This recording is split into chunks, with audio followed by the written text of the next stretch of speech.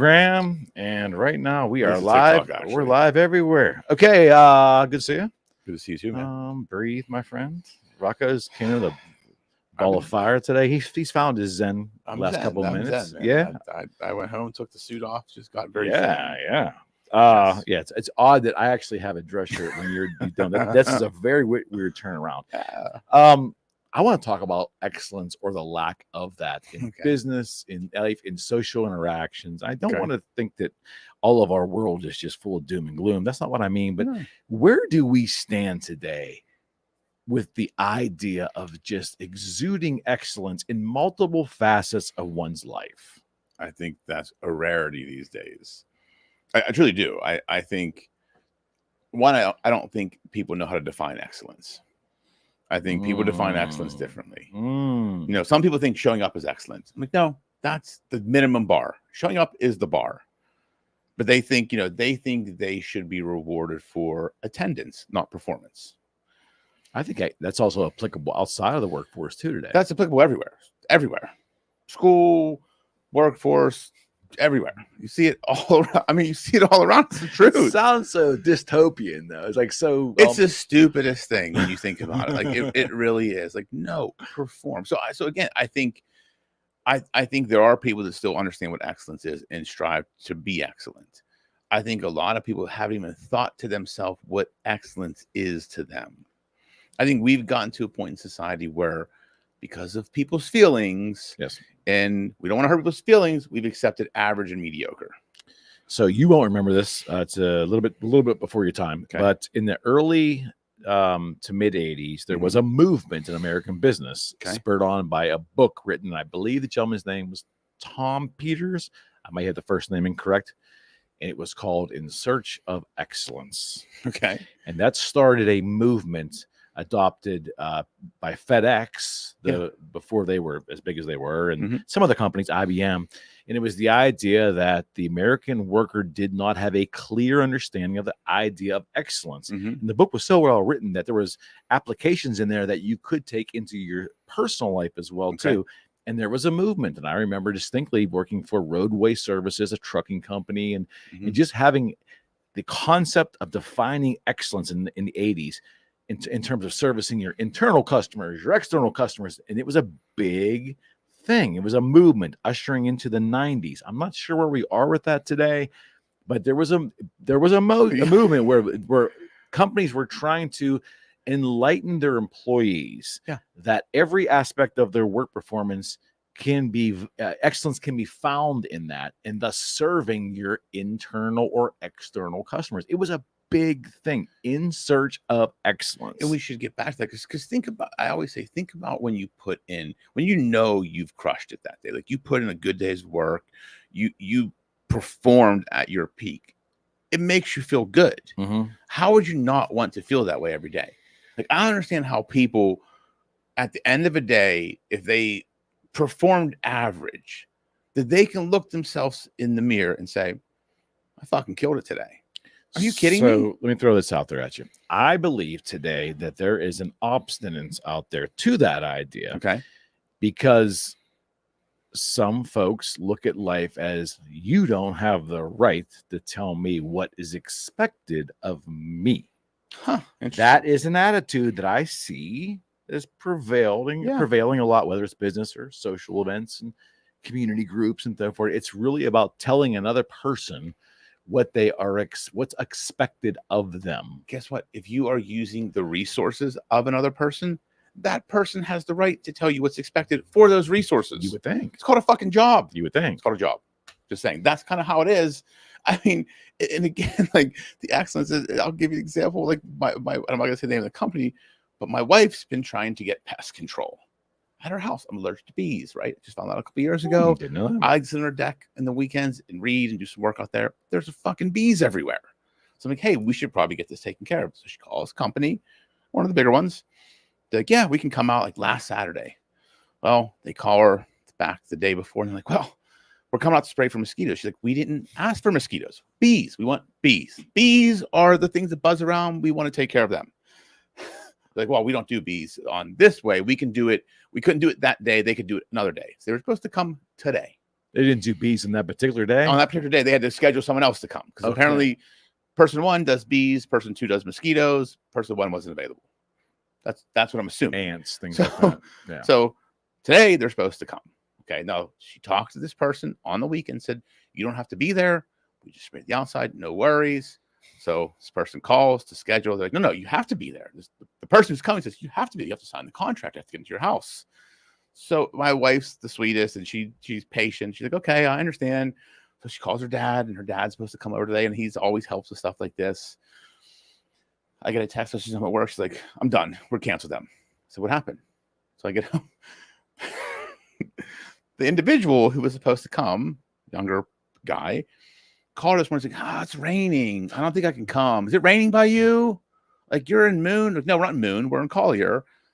Is it raining? I don't think I can come do the spray. She's like, you know what? Just don't worry about it. We found another company. We literally have to find another company. A person called, supposed to come today, and asked if it was raining by us. 1, there's apps to figure that out. 2, how about I can come later once the rain stops? How about that? And it was like in such a whiny way, like we were inconveniencing this person for them having to come to a job that we were paying them to do. Right. That goes back to you, like, how dare you tell me to come to your house and perform a service that you're going to give me money for? How dare you accept that expectation? That's where we are today. And I don't Is it a understand management failure? You know, is that part of it? It's our generation's failure. We've let it get this way. We have. If you think about the generation before us didn't let us act. No, we would get our ass beat for shit like this. Yeah. Like we were, like we said before, like our parents used to threaten us with murder. Yeah. I brought you into this world. I will take you out. So basically that means don't screw around or your parents might murder you. And that was okay. That was not frowned upon. That was the collective neighborhood parents would also say that to you. Yeah. They brought you in. They'll take you out and we'll help them. That's what it was. True. So our generation went the opposite way, I think. And now it's like we gotta start stepping up and saying enough's enough. But back to the concept of excellence. Do you think it's in corporate America today, they're just not really drilling down and explaining to employees what their interpretation of excellence is, or what excellence is for these particular positions, what's quote unquote expected? I'd even venture to say that some firms may even have trouble using the following phrase. Mm-hmm. What's expected of our employee, because they're worried about offending their employee. I really believe that. Listen, dude, I just have to. You have to have expectations if you're going to hire somebody. Mm-hmm.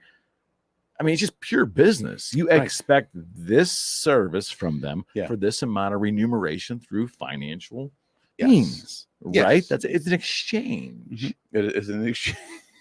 It is, but you're right. But if you can't demand performance from them for the money, mm-hmm.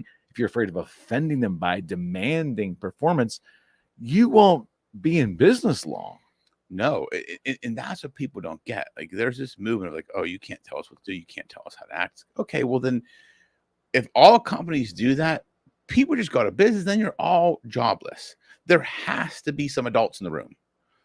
There has to be people setting the expectations. And I think we've gotten to this point where we've just let it get there because we're too concerned about people's feelings. Do we see examples in society of that happening that maybe empower other people to act that way? Do they look at politicians and say, what's a shit show there? And they're saying outlandish things and taking outlandish stances and creating sometimes some outlandish sounding crises. I mean, if it's happening there, why can't I, in my own little world, push back on society, push back on my employer, push back at the guy charging me for my candy bar at the store, mm-hmm. push back on that policeman who's telling me to move my car, all that kind of stuff. No, I agree. And I think because again, it starts at the top, right? If government can't get their shit together, and these are the people we elect to be in charge of us.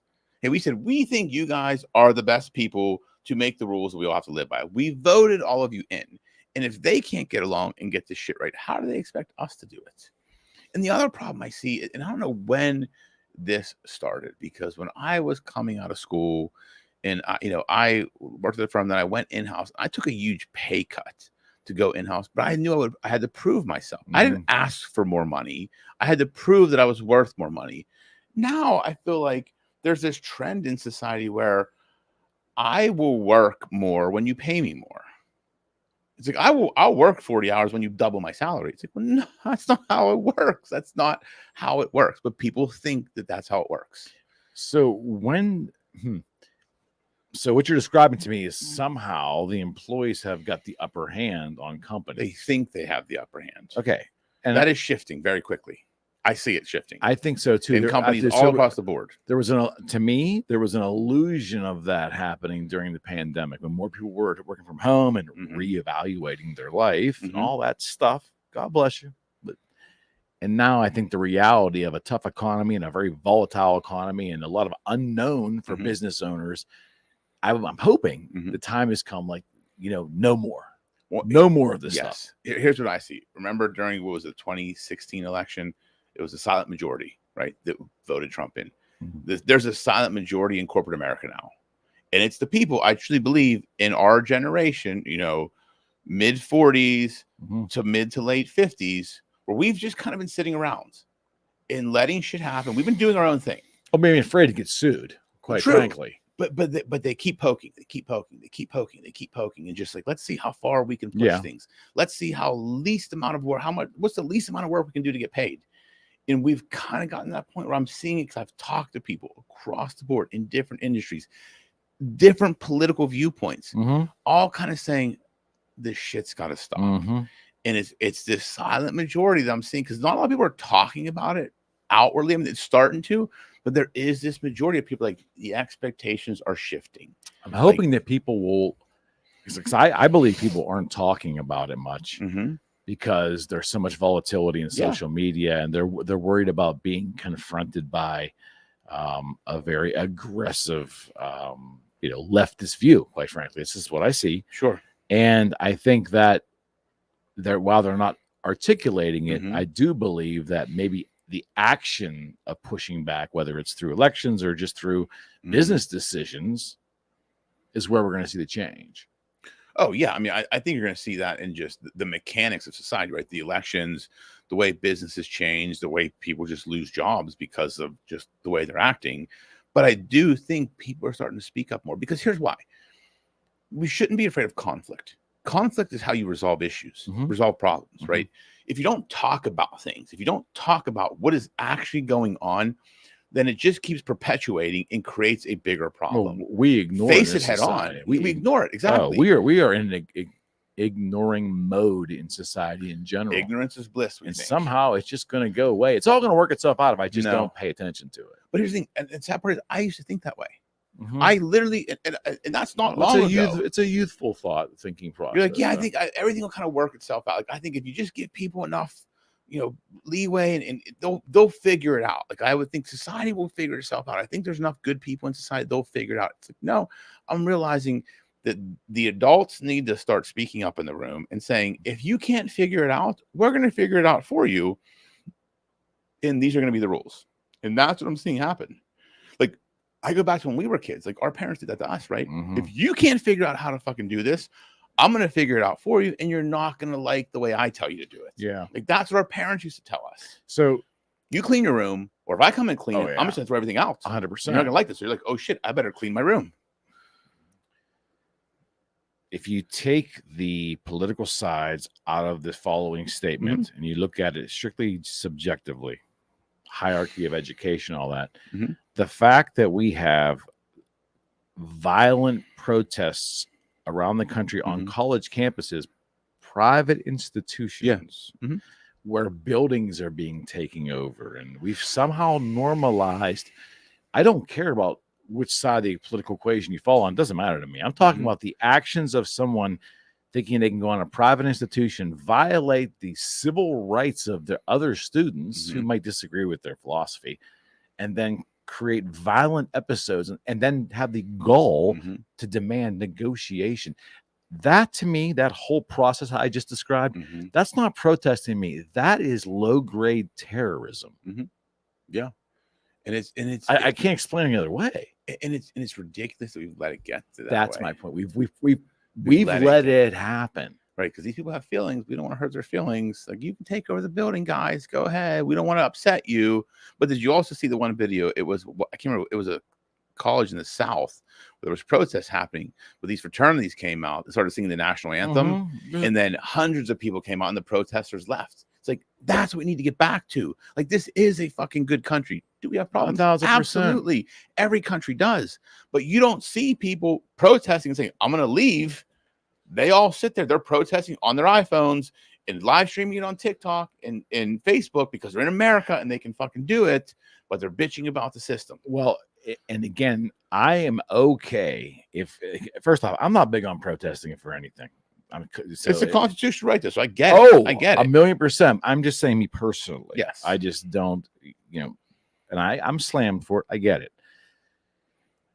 But I'm okay with any kind of lawful protest. Sure. I think you should go do it 24/7 if that's your thing. Absolutely right. God bless you. I agree.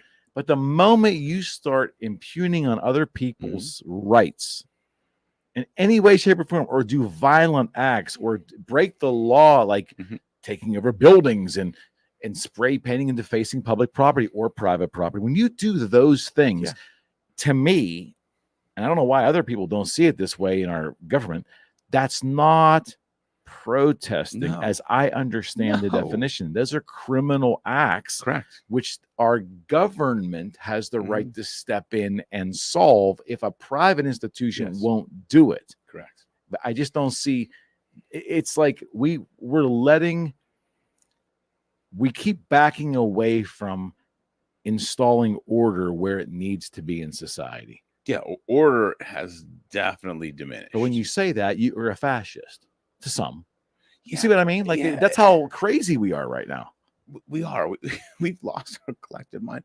Because like we were talking about earlier, when we were younger, society had a natural order to it. I mean, it really did. When you think about like groups, friend groups, there was always a natural order to everything. If someone got a line, they got their ass beat. Not emotionally, physically. And you kind of fell back a line and everybody got along, and it wasn't like beating someone to a pulp. Someone got a line, you got into a fight, then someone broke it up and said, okay, you shake hands, you're good. Order is restored. Now we don't have any of that. And that's why I think that's why things have gone so sideways. Well, we've weaponized words in this country. Yes. Yeah. We grew up with the saying, sticks and stones may break my bones, but names will never hurt me. We grew up with that statement. And now apparently there is emotional violence. There's a thing called emotional violence, which I don't know what it is. But it happened a generation before that when the concept of hate speech, and I know it's a very volatile subject. I'm sitting here with an attorney. I don't want to get in the weeds. Yeah, in my opinion. But when that was brought up, and then we were legislating what was trying to define what's hate speech and what's not, which is very subjective. It's very subjective. Yes, but the fact that we have it now and it's going to be adjudicated differently. Yeah.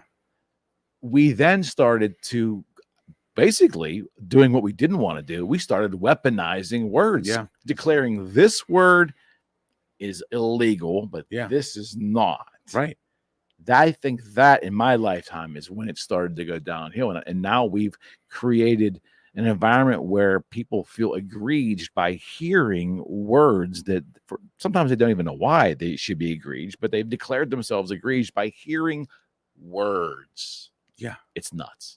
Oh, it's totally nuts. Because think about this way: like, what if I just started saying mean things to you in a different language? You can understand it. Is it? And that's where this is the lawyer in me, right? Thinking through this. Okay, we elect people into government that tell us what we can and can't say. These are people that the country does not have faith in across the board in our government. Yet we've elected these people to tell us what we can and can't say. What is and is not hate speech, right? What happens if I say those same words in a different language that you can't understand? Is it still hate speech? The words are the same words, just in a different language, but you don't understand them, so you're not offended by them. So is it hate speech? And that's why I'm saying we're going on this slippery slope of where do you draw lines? And I get it. There is hate speech. There are things people should not say, and there are definitely offensive things, but we have to look at society as a whole. We're governing society. But we have raised the public's expectation of those words to a criminal basis, which is really kind of hard. That's a scary thing. It's kind of hard for me, and because push comes to shove, and we're two white guys saying this, so we're going to get scorned for this. But I'm saying, I do understand pain and hurt. And I don't think either one of us would ever want to cause that on anybody. No, not at all. And I would recommend no one cause that on anybody. Yes. And there are ugly, ugly words. Yes. But when you criminalize speech, it's such a slippery slope that people of great legal minds that I couldn't even sit in the same room with can vet that all out. But I just look at that. If we weaponized words by outlawing and I don't know, just it's basically saying that, you know, you can or cannot say something. Yeah, and that is a scary situation we're in this country. I think just as a country, as society as a whole, we've lost the basics. Like coming back to your point on excellence, right? To me, excellence is a basic tenet of living a good life, right? Because if you want to truly believe, I mean, you have to strive for. I'm not saying excellence in work, excellence in living, just living excellently. And understanding what that is. How do you define excellence? But I see too many people meander through life.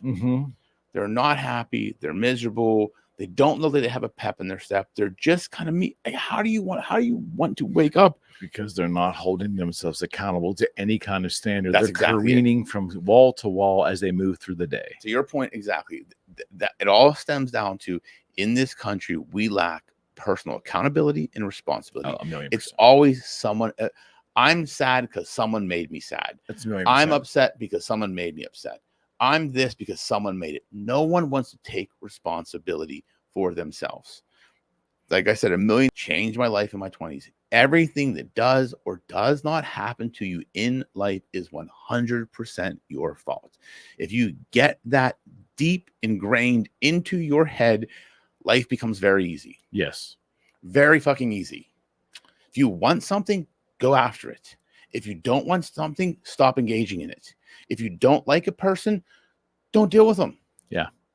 They don't have to make you upset or just, you don't have to let it bother you. When you let a person bother you, like that, you are letting that person win. The idea of minding our own business. Like, true. Yeah. Where did that become a bad thing? I mean, that was actually like a path to solve a lot of problems. Yes, but think about it. So we talked earlier about conflict, right? We try and avoid conflict, but also 100%. people look for conflict. Like if you're minding your own business, well, why? Why aren't you engaged in this conversation? Why don't you care about these things? People think there's some nefarious intent to it, when really it's just like, I don't give a shit. I'm indifferent to things. I don't, like I said it before, climate change, I don't know enough about it to care. I think that we are expected to have an opinion on everything, which, you know, most humans can't do that. No, we can't do that. No, I don't know how shit's going on in the world. No, but I think it puts it under duress that we, and again, it creates more volatility where if you're expected to have an opinion up or down, that you have to buy into, like, oh, 100% for this, and the opposite of that is 100% bad. The moderation of the whole thing, just cruising through life without being so initially invested in looking for conflict with others. I mean, it's just, we used to maneuver in society that way. What happened? Well, we used to be able to have conversations and ask questions of one another without taking offense to it, without being offended by the question. It's just out of curiosity. Like, we can have a discussion. If we disagreed on something, we were allowed to talk and have discussions. I could ask you questions. You didn't take my questions as offensive or critical of you. It was a curiosity. So it's like, okay, let me explain my point of view. Maybe we can come to some common ground. Like I've always said through my entire adult life, I never try and win an argument. If you can understand my point of view, I'm good with that. You don't need to agree with everything I believe. But if you understand how I got there and the logic that got to my position, and you don't have to agree with it, but you understand it and it makes sense to you. It may not be what you agree with, but it makes sense. I'm good. I don't need you to agree with me. Okay. But now you have to either be on my team or you are the enemy. That's where we are. I would agree with that. It's almost like you have to buy into an absolute. Yeah. And there's how many absolutes are there in life? Yeah. I wish there was more absolutes when it was like a dedication to understanding what excellence is.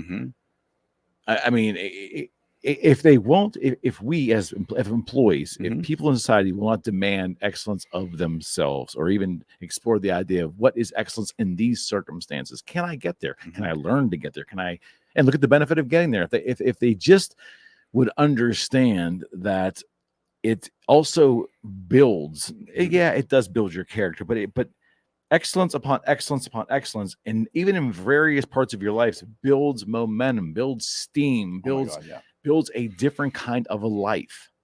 I mean, 1,000,000%. And that common saying, just strive to be 1% better every day. At the end of the year, you will be a different person. If you're just striving every day to do something a little bit better, that to me is striving for excellence. Right? It's not about perfection. You don't have to be perfect. Like I always say, I don't expect perfection from anyone. I expect competence. I expect excellence. I expect discipline. And I expect not making the same mistake twice. How about sincere effort? Well, yeah, but define that. What do you mean by sincere effort? Well, because again, I think people define effort differently. Yeah, for sure. That's people think if they come in, they busted their ass till 5, that's effort. Some people think, well, no. So as American business, are we failing to fully articulate expectations, or are we backing off of expectations because we are anticipating pushback? I think it's a combination of both. Yeah, I think both those things are happening, not in different organizations, different things. But yeah, I mean, even I look at the firm myself. Like, it took me a while to finally figure out what the expectations were and set them. And those are always going to evolve, and that's the problem too, right? Expectations change; they evolve. Yeah, I just think we're missing something, Rocco. It's, and again, I got 10 years on you, so I've got that 80s thing where wisdom. Well, it's like we really didn't. The idea of pushing back against your employer, but it was never a thing. No. I mean, even the union environments I was around that I didn't participate in, but I was in companies that had them. Yeah, it wasn't a pushback on a day in, day out basis against your boss or against expectations on a job. That was more of a contractual, group oriented, pushback as a union. Yeah. Today it's on an individual basis. And maybe that's what's overwhelming management, overwhelming businesses now, because it's like each employee is like their own individual little drama pit about expectations and pushback and all the individual misunderstandings of expectation. It's like, can companies actually count on giving a directive, a blanket directive for one department or one group of employees, and demand that directive and then move on to the next thing? Can they do that today? I think it's hard. Because again, I represent businesses, right? So I talk to business owners, I talk to people from companies and just to kind of get the lay of the land. And one thing I'm learning is that these companies are saying employees think deadlines are suggestions. Okay. Which makes me laugh, because I remember when I came out of school in my first job, man, if I was even close to a deadline not hitting it, I was shitting my pants. There was one time I had, of course, but you value the job. But here's the thing, but it was also like, it was just the expectation, right? There was a time where I was a single dad, and I had Gabe, when he was with his mom most of the time, but when I had him, I had an assignment that had to be done. Gabe was sick from daycare this one day. I had to go pick him up from daycare. Part didn't give a fuck. He's like, I don't care. It needs done by tomorrow morning. So I had to go get Gabe, bring him to his mom's house, miss my night with him, then go back to the office till 3 o'clock in the morning and finish this fucking brief. Because that was the expectation. Yeah. Well, now it's like, if you try to tell somebody in any profession, they're like, I have plans. Can I wait till the morning? So I get up early. So have we artificially elevated the importance of our personal lives over our employment life? And that's a careful, slippery there's got to be a balance. There's a slippery slope there.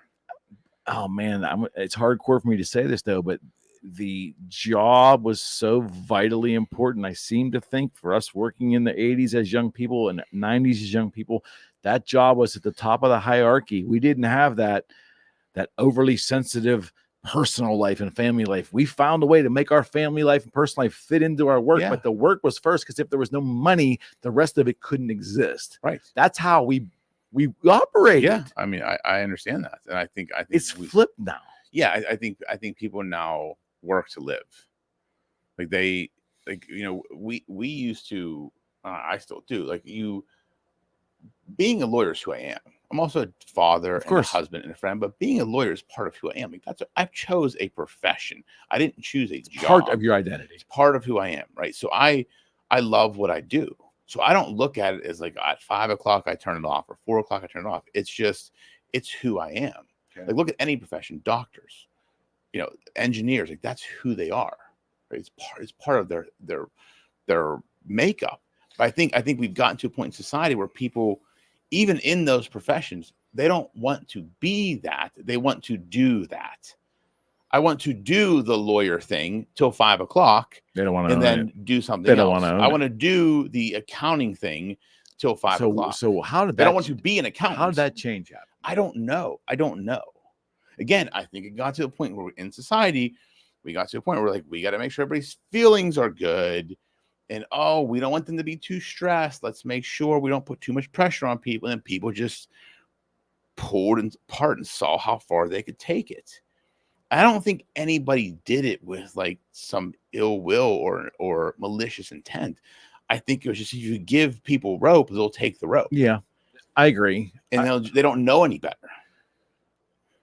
I would really feel sad though if it became apparent to me that the reality in society was that people did not want to own their chosen career, like as part of their identity. Like, I mean, if it's really just a task, if I'm just getting up every day and I'm just going and doing a task and I get paid for that, which then feeds the money to do all the other cool stuff I want to do, I guess that's a lifestyle. I get it. And again, how much somebody puts into their career or their job or whatever, and what priority they put on it is their own business. I just feel bad in a way that if we don't take enough pride in what we're doing and the direction that we're going in our vocation, our chosen vocation, I think we're missing out on a little bit of goodness in life. I really believe it. We are industrious creatures. Would you not agree? 100%. Yeah. I mean, I think, again, it's one of those things where I don't know where it went this direction, but I think we've gotten to a point now where people don't want to be a professional. They want to work a profession. Oh, okay. You know what I mean? They want to. You would see it in your career. You would want. I want to do the work of a doctor, or do the work of a lawyer, or do the work of an accountant until I'm done for the day. They want the job of being an accountant, the job of being a lawyer. They don't want to actually be the Do they lawyer. Want the prestige of the title? I don't know. And I don't know. I think some people do, some people don't. But I think what people have to understand is in a profession, that becomes part of your makeup. I don't go home and take off the lawyer hat and put it on the shelf and then become non-lawyer Rocco and then wake up tomorrow morning and put my hat on before I go to the office. It's who I am. Right. And I would say that at one time, maybe in prior generation, maybe the world doesn't operate this way anymore. But the way I remember the world growing up was there was a societal expectation of certain professions for decorum, for intellect, for people that to maybe carry themselves in a professional way. Is that still a thing?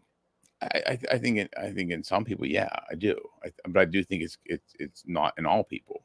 I think some people still look at professions and hold them in high esteem. I think other people they don't take it as serious.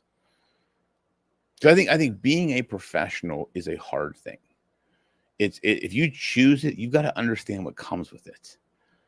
Like I knew choosing to be a lawyer was going to be more than a 40-hour-a-week job in my entire life. Yes. It was going to be a lifestyle that I chose. And I remember talking to Laura because she started dating me and I just became a lawyer. And I said, I'm never going to be a 9-to-5 guy because that's not the profession I'm in. Yeah. And it's because I remember one of my early mentors, an awesome attorney at the firm I worked at, he always said to me, great lawyers do what's required whenever it's required. Okay. What he was trying to tell me is like, hey, you don't just do it because you're here Monday through Friday. Yeah.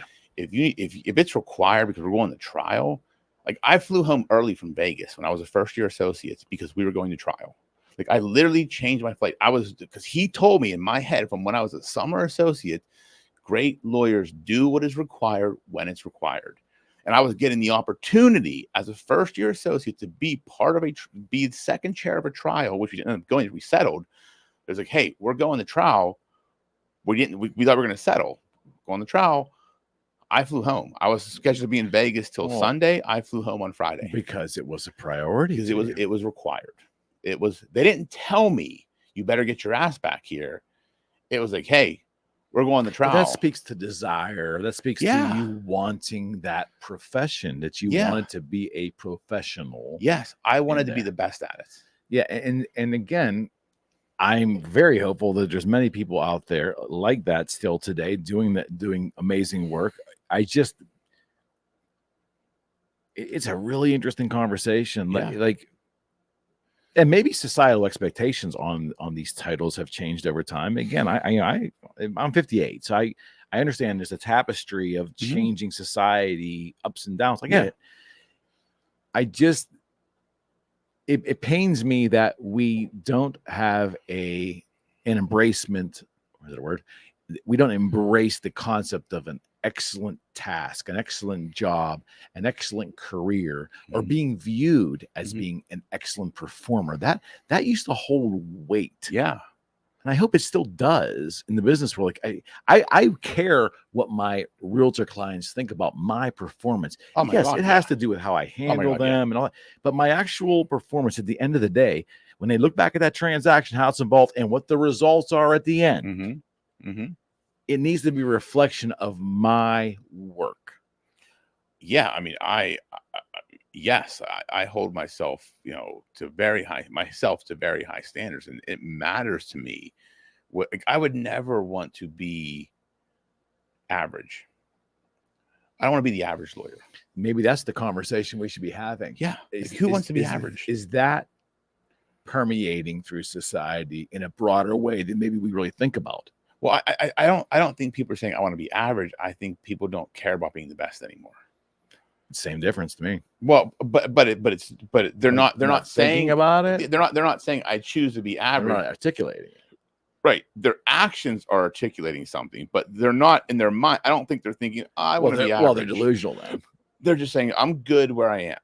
And that's kind of what you hear people like, I'm good where I am. Like I do enough. So to precipitate that attitude in the workplace, you have to have an employer that's willing to accept mediocrity as the norm. Yeah. Yeah. And again, how's that work?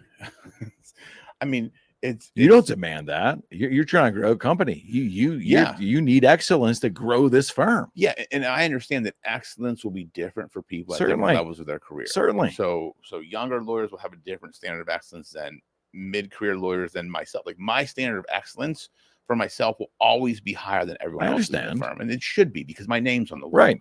And it's my firm, right? But I think people have to understand, not just in the practice of law, but in any profession, if you want to rise through the ranks, you don't rise through the ranks by just attending. No. You rise through the ranks by outperforming your competitors, outperforming others. Yes. That still matters, regardless of where we are today, regardless of how much feelings matter. Performance, even if you don't think it does, people are watching performance. Yes. Clients are watching. Absolutely your right. Peers are watching. Absolutely your superiors are watching. They're watching even if they may not be telling you and judging you on it, subconsciously they are.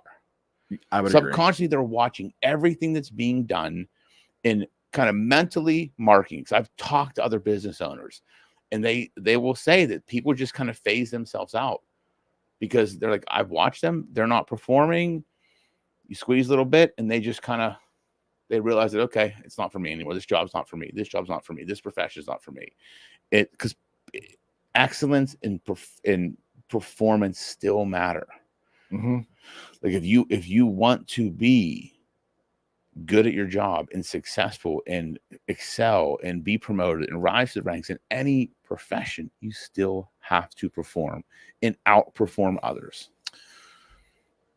As a society, though, when we look at just our retail interactions as just consumers, do you think that we have kind of like been beaten down to the point of expectations that we just expect, for lack of a better phrase, average to poor service now as the norm. I hate to say that. I think yeah, because I know myself that when I get amazing service, like holy shit, that's awesome. Like Which is wonderful, but yeah, it shouldn't shock you like it does. That's what I'm saying. Like it shocks me sometimes, and it shouldn't. Yeah. It shouldn't shock me. It should be what people strive to do. But I understand. Like, look, places are understaffed. There's reasoning behind it. So I'm not trying to bash society. However, I also believe that if you take a job in a restaurant, in any profession, any company, and you don't give 100%, you shouldn't have taken the job. Mm-hmm. Like, go do something. Go work for yourself. If you're not going to give 100% to someone that's giving you pay for your time and efforts, then go work for yourself. At least you'll give yourself 100%. So maybe a little off center, but this comes to mind when I think about what you just explained. A while back, I was doing some work, believe it or not, on the side that involved the mining industry. I was taking deliveries to the mines, and learned a lot about the mines in a couple months. You know, in Pennsylvania, you don't have a lot of mines, but you go to West Virginia, you'll learn about. I got a chance to see miners coming out of the hole after long shifts, and I got a chance to talk to a lot of them too. And it was really interesting. Like, here are people doing some of the dirtiest, hardest, most dangerous work imaginable, being a mile down under the earth and not even able to stand up and pulling this ore out of there. Oh, I couldn't imagine. And to hear them talk about how their fathers and their grandfathers worked there, and to hear like the idea of like having each other's backs and really working hard, and it gave me a feeling, although it's very foreign to anything I was familiar with, of just how important those jobs were to them, that they would work themselves to the bone in a very dangerous fashion. And that's the other end of the spectrum when it comes to respecting the job, wanting to do a great job so they didn't get fired.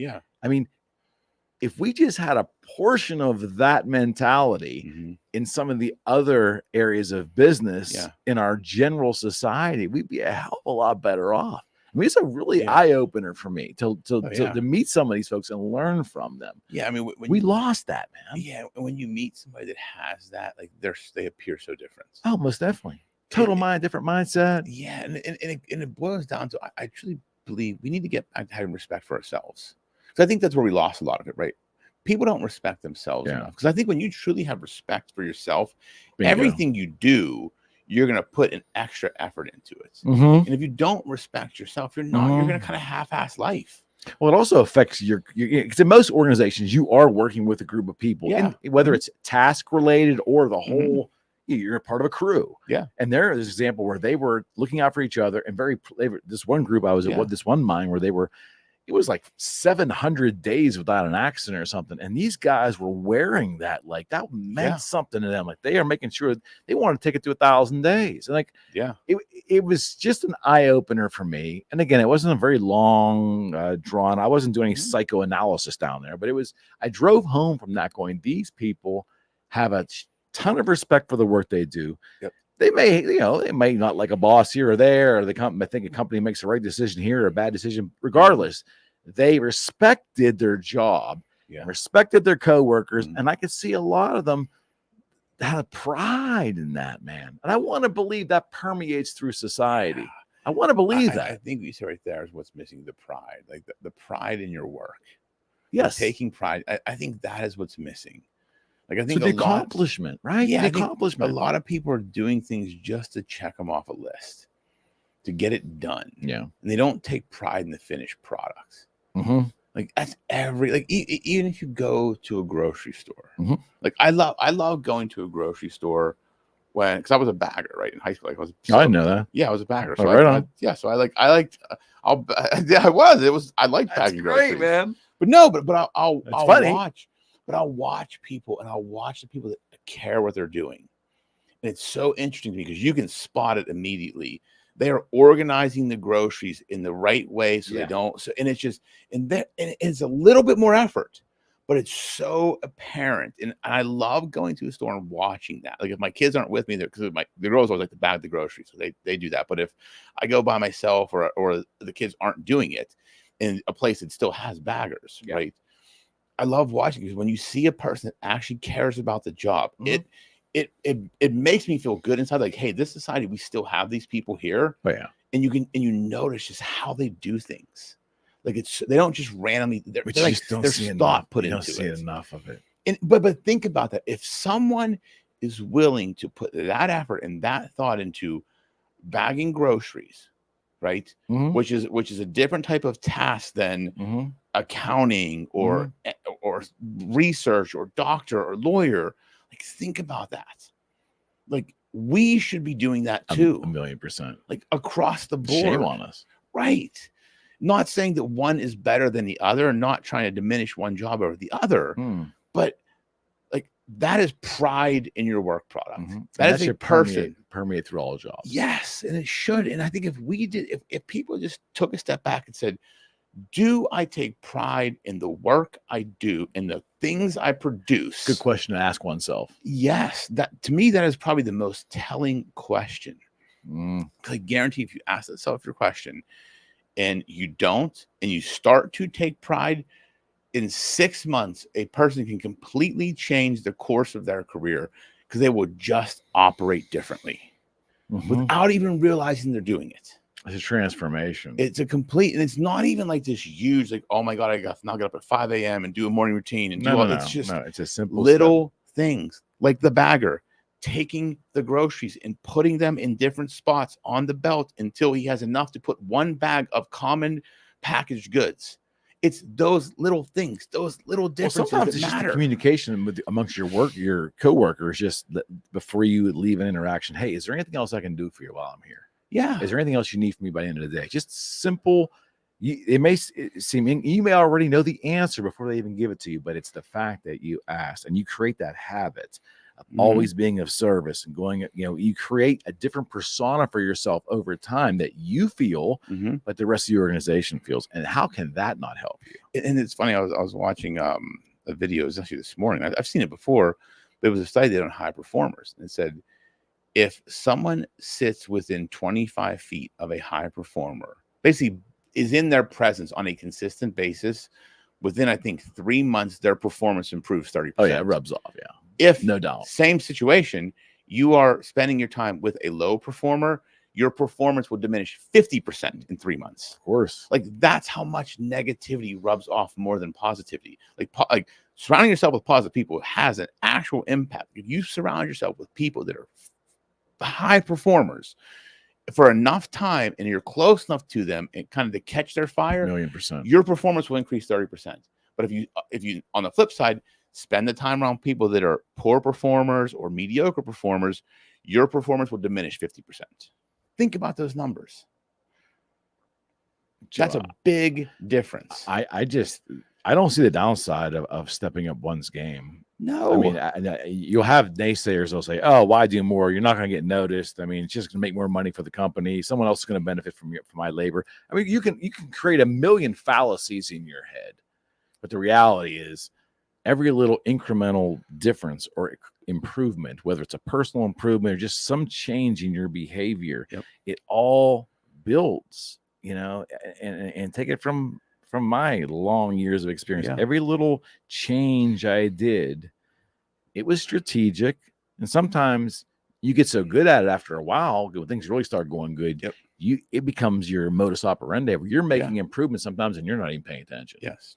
And to your point about when people say those things, throughout my entire career, because people have said to me all the time, why do you work so hard? Stop, you're going to kill yourself. I always ask myself, would I trade places with that person? And if I wouldn't, I don't give a shit what they say. Right. Thank you. Appreciate it. Would you take advice from someone who has never been where you're trying to go? Exactly. That's exactly right. But so many people do. They let their friends influence them. Of course. They let their parents, families influence absolutely. Their parents. It's like, I know where I want to go, and I'll listen to people and okay, maybe they have something, because ideas can come from anywhere. Correct. But if someone's truly giving me advice on how I should or shouldn't perform, I'm only taking that advice from people that are where I want to go.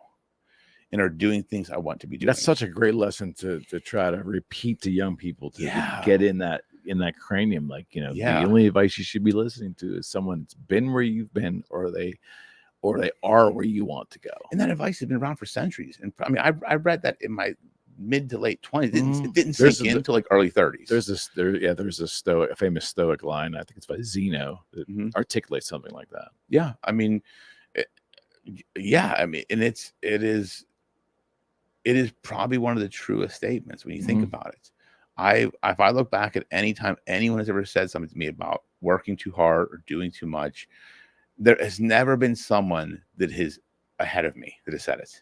Well, and it takes a conviction to not to give in, because that does is when people say things like that, it's intentionally to tug on your emotions, to bring out personal laziness. Well, yeah, maybe he or she's right. Maybe, I mean, because we're all susceptible to it. Yeah, you got to have a very stern foundation or a stern consternation not to give in. Yes, to that tease. You have to know what you're about. And what matters to you, and then just be very clear on that, and don't let anything get in the way. It's not hard to do once you figure it out, but I think people get caught up in wanting too many things at the same time. They want to have a career, but they also want to have this. They want to have their friends. They want to have their social. Like, something is going to have to give. You can't have it all. You can't. It's impossible. Yeah, it is a misnomer. Oh my gosh, and that's like. Yes, but again, that's a very offensive statement to say to some. Sorry, it's reality. You have to pay your dues in life. 1,000,000%. You have to pay your dues. 1,000,000%. Yeah. If everybody could have everything they wanted, everybody would, but you can't. Well, and also it's also applicable to people who try a bunch of things in earnest, and some things fail, and then they internalize that failure, and it's like, look, you know, you're not going to be successful at everything you try. Understand that, but don't use that as an excuse not to continue to try. Yeah, I mean, God, I had more failures. I bought a fucking building that was leaning. Like, he did. I did. So, I mean, I am the epitome of failure. But the one thing I have is I don't have the ability to quit. Right. Like, I'll just keep going. Failure's not an option. It's not an option. Right. There's no going back. I've burned the boats.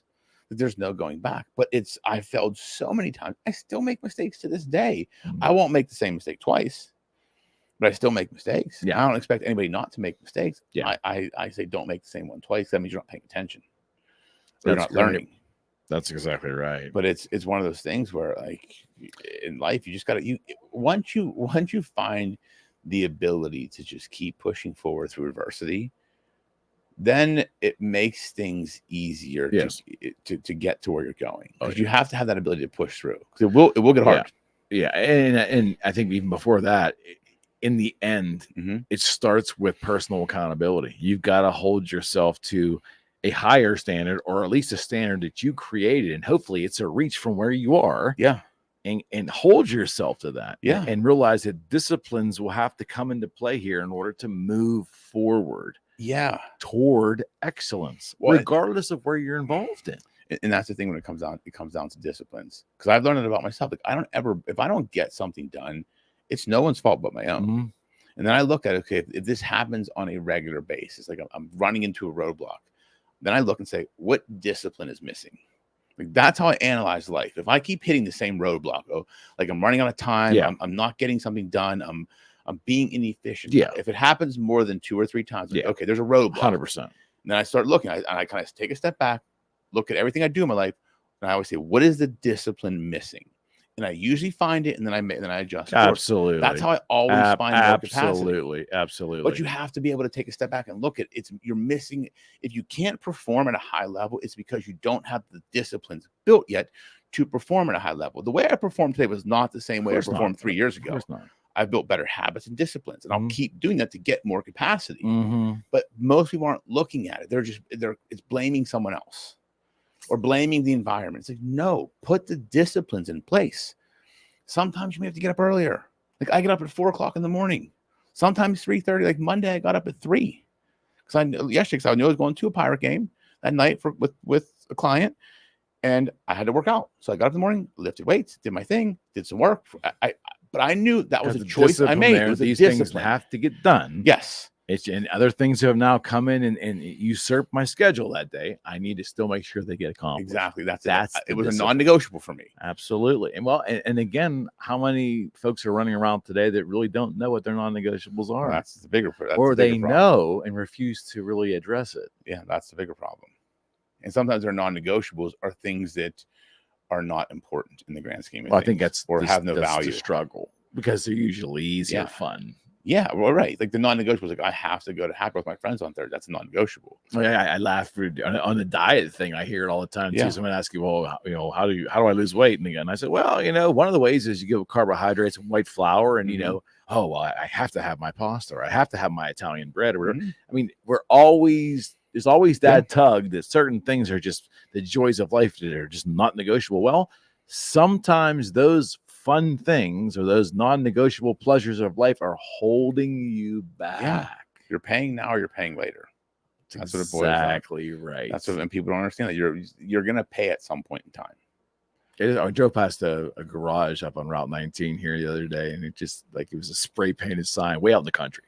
Okay. And it said something like it said prevent now or repair later. Think. And it was on a spray paint, not like, man, is that it's a good metaphor for life? That is. You know what I mean? Like 100%. Prevent now or repair later. Well, that's how I look at it. That's why I was taking health so seriously in the past couple of years. It's like I'm going to try and be as preventative as possible. Absolutely. Because you see unhealthy people in their late years. Yeah, it's sure. way more expensive to certain. Repair and deal with. Life is way more expensive if you're unhealthy. And if you're not healthy, nothing else matters. I could have all the money in the world, but if I'm not healthy, it doesn't fucking matter. Yeah, and it's funny how we don't get that until sometimes it's too late. Right.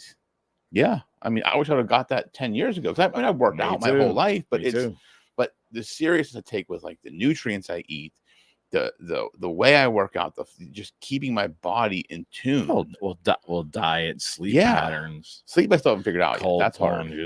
I love cold plunges. I do. I mean, that's my jam. But it helps. It helps. Like I've been going to cryo because it's hard to get.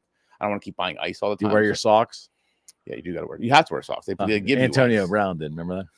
Yeah. but I love it. I love minus 229 degrees, 3 minutes. It's awesome. I love it. Yeah. And it's but I haven't. It's hard to do it outside now because it's so hot. So I got to keep buying ice to put in every day. But it does come down to that whole mantra of like constant and never-ending improvement, which I first heard Anthony Robbins say that 40 years ago. But it's true, like a constant and never-ending improvement. It doesn't give like grades of how fast it is or how slow it is, but it's just that mantra. Constantly. That's what Six Sigma. That's like the Japanese car manufacturers, right? They started that in the 80s. It was Toyota and Honda, constant improvement. Well, and it's funny. I think In Search of Excellence was the American response to that, to try to retrain business that we talked about earlier with Tom Peters. Yeah. That's what it was. That's a good point. Because in the early 80s, the Japanese car manufacturers were just crushing the American. Killing it.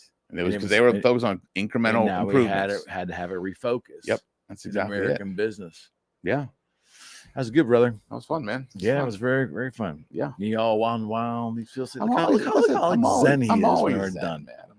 All right, friends. Until next week, we're out.